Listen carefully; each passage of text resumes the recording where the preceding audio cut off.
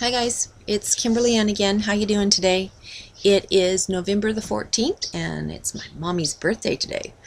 But that's not why I'm here. I'm here to let you all know that I received the file for the re-edited version of Sweet Kiss of Darkness.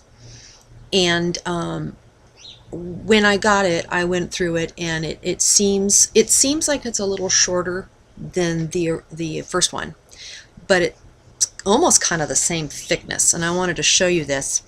Also, I changed the coloring. I don't even know if you could tell the difference. This is the original, okay, and you could see with the it's black with the white outline and the thickness of it, okay. And this book, when I first put it out, was over 61 pages, 461 pages, had no dedication page, and it didn't have any information on the back of the book, like my website or my email or any of the other books that I've written, because it was my very first book that I attempted to put out there. So when I had them re-edit my book, I asked them if I could add the a dedication page and a page on the end, and they said that's no problem, and all I had to do was add it into the file. And it's funny how the company I go through, it's all you're using files, and a lot of stuff is done through the computer. And I think that's why a lot of times when you self-publish and you get your proof, you notice mistakes in there that you're thinking, now didn't I fix that? Because it's a computer, and you have to catch the glitch or the mistake and fix it. And sometimes the computer won't do it for you. You have to do it. And I think that in a lot of things I missed stuff. And so when I went back and looked at the proof, well, I'm actually in the middle of reading it over. They sent it to me. So anyway, that's the thickness of that one. I'm rambling, sorry. This is the new one.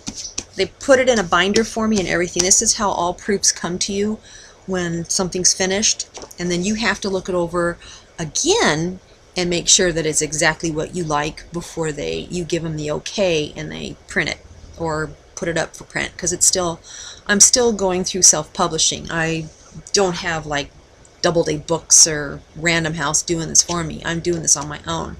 So even though they edit it, they give it to me to read again and to make sure that's exactly what I was looking for and that's exactly what I wanted. So this is the new book.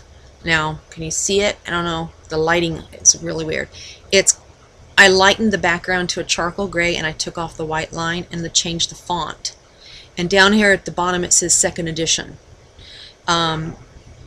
It's actually already on Amazon.com as second edition, because the very, very first printed copy of Sweet Kiss of Darkness was in a big 8x10 format size, and I didn't know anything that I was doing. I didn't know what I was doing, and when I received these in the mail, I'm like, it looks like a big coffee table book. And the pages were too white and stuff like that. So that's why I went back and changed it into the smaller format. But anyway, here's the thickness of the new book.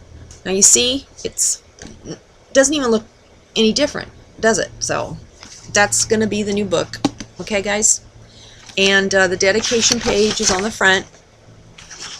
And the back page has my little comments. Now basically I put my website there, my email, so if you want to email me and tell me, hey Kim, I love the book, it was really cool, or Kim, that book sucked, hey, write me and tell me.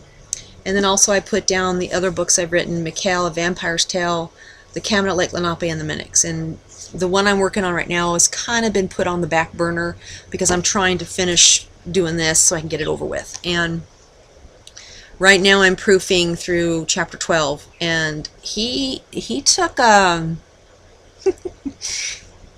he didn't change it, let me put it that way, but there's a lot of extra words that were taken out that he felt that I didn't need to put. Like I was telling the story, but I kept rambling on something, and the way he described it to me, he says you want to write it so that the reader can use their imagination and put that in their mind of what's going on. If you give them inch by inch detail. She bent over every so often and looked down and then glided her face down to reach down and grab. Hey, come on. You get the point. She bent over and tied her shoe. I mean, you know what that is, right?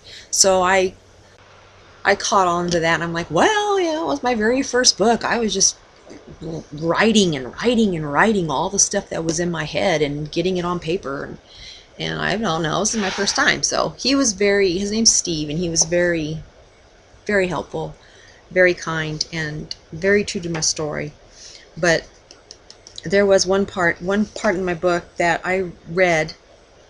There was a part in chapter 11, after Annie, well, not to give it away, but you all kind of figure she turns into a vampire anyway. So after she turns into a vampire, she's basically taught by Mikkel how to read the human, lure the human, mesmerize the human, and feed on the human, and learn to erase their memory so they don't remember her, or if she goes all the way, finish them off, basically. I mean, you're a vampire, you're going to suck blood, and you're going to kill, period, end of story.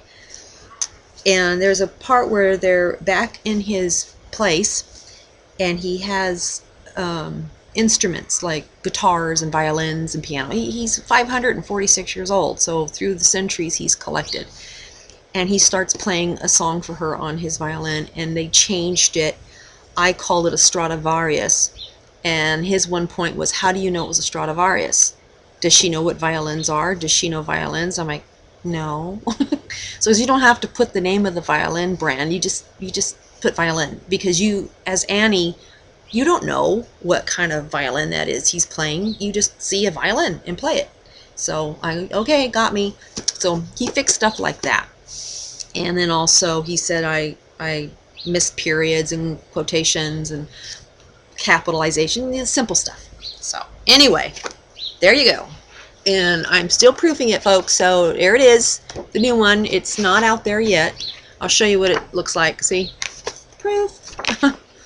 I'm working on it. I'm going to go through it and make sure it's what I like, what I want. And if I give it a thumbs up, then all I have to do is let them know, and then they'll put it out there, and it'll be back on Amazon. I think the old one's still out on Amazon, but if you order it, they won't have any available, unfortunately. Also, I asked him to check out Mikkel. He says, yeah, I can fix that one for you too. And I'm like, oh, really? Is it that bad? And he says, I just do a lot of formatting mistakes and boo-boos, and he was going to help me on that too. So that one I'm going through a little at a time, and he's waiting on my word for this one, and then he'll get started on that one. So just to let you guys know what's going on. I'm going to be running out of time here pretty quick, so I just wanted to let you know what was up. Sweet Kiss in Darkness will be edited, and oh, one more thing. I took the epilogue out. I don't know if any of you have already read it, but for me personally, after reading it, I thought, why did I put an epilogue in there? It doesn't need one. So that's gone. Figure it out. You can realize or imagine what Mikkel and Annie are doing now. You know, you don't need me to write an epilogue. So anyhow, that's what's going on. I'm working on the proof, and I will get it out there as soon as possible. So any of you want to, you can enjoy the book. It's still sexual, it's still sensuous and sexy, and I'm not changing that because, hey, that's what I want. That's how my book wants to be, and that's how I want my book to be. So I guess I'll leave it at that, and I wish you all a very great day, and it's very warm right now, and I will talk to you soon. Thanks for joining me, guys. Bye.